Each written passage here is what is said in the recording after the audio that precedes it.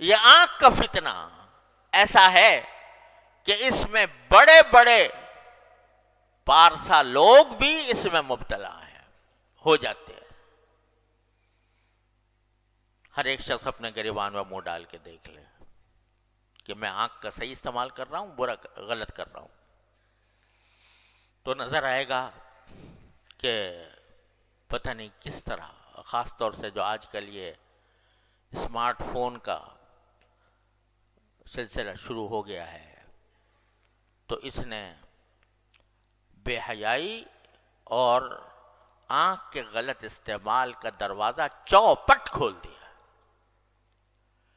اچھا خاصا نمازی ہے، پرہیزگار ہے، صف اول میں نماز پڑھنے والا ہے، لیکن تنہائی میں بیٹھا ہے اور اپنی آنکھوں کو اللہ تعالیٰ کی نافرمانی میں استعمال کر رہا ہے۔ کیا کتنی بڑی غداری، کتنی بڑی خیانت، کتنی بڑی نافرمانی۔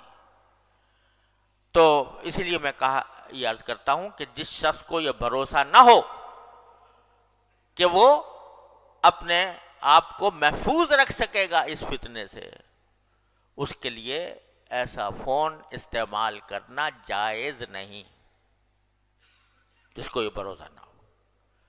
اگر بھروسہ ہے تو بعض اوقات اس سے اچھے کام بھی لیے جا سکتے ہیں، لیکن پاؤں پھسلنے کا ہر وقت خطرہ، نگاہ کے پھسلنے کا ہر وقت خطرہ۔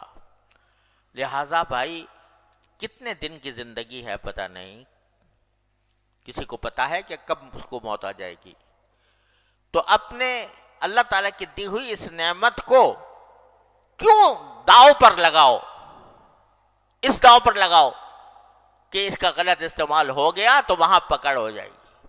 اللہ تعالیٰ کیا فاروق اعظم جیسا انسان جس کی تقوی و طہارت کی قسم دنیا کھاتی ہے، وہ جب یہ کہتا ہے کہ مجھے برابر سرابر چھوڑ جاؤں تو غنیمت ہے، تو ہمہ شمہ جو ان قسم کے فتنوں میں مبتلا ہو جاتے ہیں، ان کے دل میں خیال نہیں آتا، ان کے دل میں یہ خوف نہیں ہوتا کہ یہ جو ہم اللہ تعالیٰ کی نعمتوں کا غلط استعمال کر رہے ہیں، ایک دن اس کا حساب دینا ہوگا، ایک دن اللہ تعالیٰ کے سامنے حاضری ہوگی، اور ایک ایک نگاہ جو جس چیز پر ڈالی ہے اس کا حساب مجھے دینا ہوگا۔ تو اللہ تبارک و تعالیٰ اپنے فضل اور بھائی دیکھو، یہی وہ چیز ہے کہ جو انسان سے محنت، مشقت اور اپنے نفس پر زبردستی چاہتی ہے، زبردستی۔ بہت عرصے تک میں بیان کرتا رہا ہوں، یا ایھا الذین آمنوا اتقوا اللہ وجاہدوا فی سبیلہ، کہ تقوی کا راستہ یہ ہے کہ اللہ کے راستے میں محنت کرو۔ کیا محنت کرو؟ کہ نفس کسی طرف بلا رہا ہے، مچل رہا ہے، گناہ کی خواہش دل میں پیدا ہو رہی ہے، اور تم اس خواہش کو زبردستی کر کے دباؤ، یہ ہے مجاہدہ۔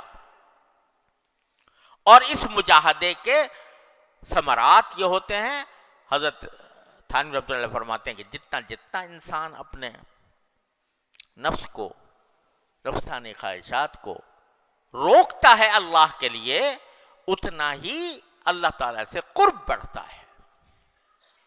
وَأَمَّا مَنْ خَافَ مَقَامَ رَبِّهِ وَنَهَى النَّفْسَ عَنِ الْهَوَىٰ فَإِنَّ الْجَنَّةَ هِيَ الْمَأْوَىٰ، جو اپنی خواہشات کو اللہ کے لیے روکتا ہے، دل تو مچل رہا ہے بہت، بے شک مچل رہا ہے، نفس بھی آمادہ کر رہا ہے، شیطان بھی آمادہ کر رہا ہے، لیکن مجھے یہ اللہ تعالیٰ کے سامنے جواب دینا ہے، اپنی ایک ایک نظر کا جواب دینا ہے۔ اس کا احساس کر کے جب آدمی اپنے اوپر زبردستی کرتا ہے تو اللہ تبارک و تعالیٰ کے ہاں اس کی درجات میں ترقی ہوتی ہے، تعلق میں اضافہ ہوتا ہے، اللہ تعالیٰ کی محبت اس کے دل میں پیدا ہوتی ہے، اللہ تعالیٰ اس سے محبت فرماتے ہیں۔ تو میرے بھائیوں اور بہنوں، اللہ تبارک و تعالیٰ کی نعمتوں کا پہلے تو احساس کرو، کثرت سے سوچا کرو کیا کیا نعمت مجھے ملی ہوئی ہے۔ اور اس نعمت کو صحیح استعمال کرنے کے لیے اپنے نفس کو زبردستی، اپنے نفس پر زبردستی کرو، اور اس کی نافرمانی میں استعمال کرنے سے اپنے آپ پر زبردستی کر کے بچاؤ۔ کیا قیامت آ جائے گی؟ ایک تو تنہائی کے اندر بیٹھے ہوئے دیکھ رہے ہو کچھ، اگر فرض کرو سمجھو کہ اس وقت تمہارا کوئی باپ آ جائے، تمہاری ماں آ جائے، تمہاری بہن آ جائے، تمہاری استاد آ جائے، کیا پھر بھی تمہارا دل مچلتا رہے گا؟ کیا پھر بھی وہ خواہش جو دل کی ہے وہ اسی درجے میں برقرار رہے گی؟ فوراً بند کر دو گے۔ اب کیسے بند کر دیا بھائی؟ یہ کہتے ہو کہ ہمیں اپنے نفس پر اختیار نہیں، ہم بے اختیار ہو جاتے ہیں، ہم جو ہیں مچل جاتا ہے دل، اور ہم اپنے تقاضے کو دبا نہیں سکتے، مجبور ہیں اس کے آگے۔ ارے اب کہاں گئی مجبوری؟ جب تمہارا باپ آ گیا، تمہاری ماں آ گئی، تمہارا استاد آ گیا، تمہارا شیخ آ گیا، پھر کیا کرو گے؟ پھر بھی دیکھتے رہو گے؟ بند کرو گے کہ نہیں؟ کیوں کرو گے؟ اس واسطے کہ طاقت تھی تمہارے اندر بند کرنے کی، اختیار تھا تمہارے اندر بند کرنے کا، احساس ہو گیا کہ میں بدنام ہو جاؤں گا، احساس ہو گیا کہ مجھے سزا ملے گی۔ ارے وہ جو ہر وقت تمہیں دیکھ رہا ہے اس کی پرواہ نہیں، اور اگر اس کی پرواہ ہے تو پھر اسی طرح بند کرو جیسا کہ اپنے باپ، بھائی، استاد اور بڑے کے سامنے بند کرتے ہیں۔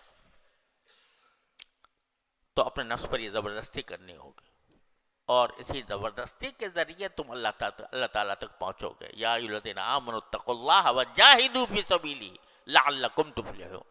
فلاح اسی طرح حاصل ہوگی جب اپنے اوپر زبردستی کرو گے، اللہ تعالیٰ کے احکام کی اطاعت کر کے بھی اور نافرمانی سے بچ کر بھی۔